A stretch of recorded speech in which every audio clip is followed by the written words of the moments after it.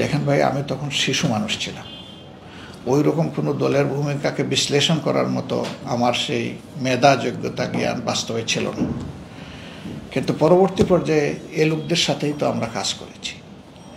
একটা লোক হঠাৎ করে যেমন খারাপ হয়ে যায় না, তেমনিভাবে একটা লোক হঠাৎ করে ভালো হয় না। মানুষের জীবন আচার এটা একটা ধারাবাহিক বিষয়ের ব্যাপার।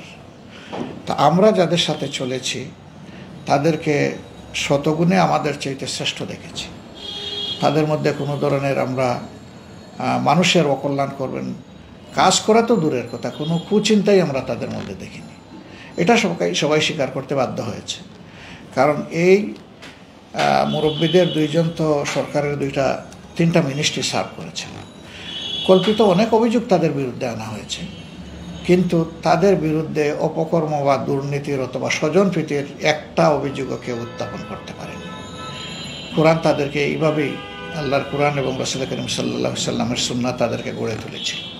এই যে লোকদের বিরুদ্ধে 71 সাল পরবর্তী 72 সালের যে সরকার শুরু হলো, সেই সরকার যারা সমাজে অপকর্ম অপরাধ করেছিল তাদের তালিকা তৈরি করেছে, তাদের বিরুদ্ধে মামলা করেছে, যুদ্ধ অপরাধীদের তালিকা তৈরি করেছে। আমার জানা মতো একজন ছাড়া কারো বিরুদ্ধে এই ধরনের অভিযোগ ছিল না। যার বিরুদ্ধে ছিল তিনি আদালত থেকেই খালাস পেয়েছেন, শেখ মুজিব সাহেব থাকা অবস্থায়। তো সেইভাবে আমরা যদি দেখি বিষয়টা, এটা আসলে অ্যাবসলিউটলি একটা রাজনৈতিক প্রপাগান্ডা। যেমন আজকে আমাদের দ্বারা হাজার হাজার মানুষের রক কাটা হয়ে গেছে, আমরা জঙ্গি, এইগুলা যা বলা হয়, তখন ওই অস্ত্রটাই প্রয়োগ করা হয়েছে আমাদের উপরে। আমরা কি বলেছিলাম তখন? জামাতে ইসলামীর নেতৃবৃন্দের কাছ থেকে আমাদের জানার সুযোগ হয়েছিল যে ওনারা মুক্তিযুদ্ধে যাননি কেন, অংশগ্রহণ করেননি কেন। ওনারা পরিষ্কার বলেছেন যেই মুক্তিযুদ্ধ পার্শ্ববর্তী একটা দেশের সহায়তায়, সমর্থনে, সাহায্যে হবে, সেই মুক্তিযুদ্ধ বাংলাদেশের জনগণের কপালে মুক্তি নিয়ে আসবে না। এবং আমরা 53 বছরে সেটাই দেখেছি। আমরা স্বাধীন হলাম 47-এ, আবার মুক্তিযুদ্ধ করে স্বাধীন হলাম 71 সালে, আবার আমরা স্বাধীন হলাম এসে 24 সালে। এখন স্বাধীনতার প্রশ্ন কেন আসে? কেউ পরাধীন না থাকলে তো স্বাধীনতার প্রশ্ন আসে না। তাহলে আমাদের স্বাধীনতা অর্জনের সাথে সাথেই কিন্তু ওটা হারিয়ে গিয়েছিল। যেদিন পাকিস্তানি সেনাবাহিনী আত্মসমর্পণ করেছিল ভারতীয় পূর্বাঞ্চলের অধিনায়কের কাছে, সেদিনই কিন্তু আমাদের স্বাধীনতা বিক্রি হয়ে গেছে এবং এটা হাড়ে হাড়ে বাংলাদেশের মানুষ টের পেয়েছে। আমরা ভারতকে আমাদের সুন্দর প্রতিবেশী হিসাবে আমরা দেখার পক্ষে। তারা আমাদের প্রতিবেশী, সম্মানের সাথে, গৌরবের সাথে, শান্তির সাথে তারাও থাকবেন, আমরাও থাকবো, এটা আমাদের প্রত্যাশা। কিন্তু বাস্তবে তো তা হয়নি। এই ভয়ের জায়গা থেকে বা দূরদর্শিতার জায়গা থেকে বলতে পারেন যে জামাতে ইসলামীর তখন সিদ্ধান্ত ছিল যে আমরা এক পাকিস্তানের পক্ষেই থাকব।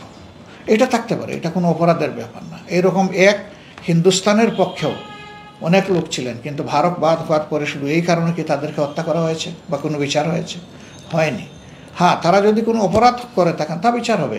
তো আমাদের প্রশ্ন হচ্ছে যে যারা অপরাধ করছেন বলে তোমরা এখন বলতেছো, তখন তো তোমাদেরই শাসন ছিল, তোমরাই তো ইনভেস্টিগেশন নিয়োগ করেছিলে, তোমরাই 197 জনের তালিকা চূড়ান্ত করেছিলে। তো তখন তাদের নামটা ছিল না কেন? অথবা বাংলাদেশের কোনো একটা থানায় তাদের নামে জিডি কেন ছিল না? এটার উত্তর তারাই ভালো দিতে পারবেন, আমরা জানি না। আমাদের কাছে সহজ সরল উত্তর হচ্ছে আমাদের আদর্শকে মোকাবেলা করতে তারা ব্যর্থ হয়ে তারা এই পথ বেছে নিয়েছিলেন যে আমাদের সংগঠনকে, নেতৃবৃন্দকে তারা এইভাবে অপমানিত করবেন, আমাদের বিরুদ্ধে মিথ্যা প্রপাগান্ডা দিবেন, মিথ্যা অভিযোগে আমাদেরকে তারা ধ্বংস করার দিকে এগিয়ে যাবেন। তো ধ্বংস আল্লাহ চাইলেই হয়, আল্লাহ না চাইলে কাউকে কেউ ধ্বংস করতে পারে না। মানুষের মৃত্যু হয় কিন্তু তার আদর্শের মৃত্যু হয় না।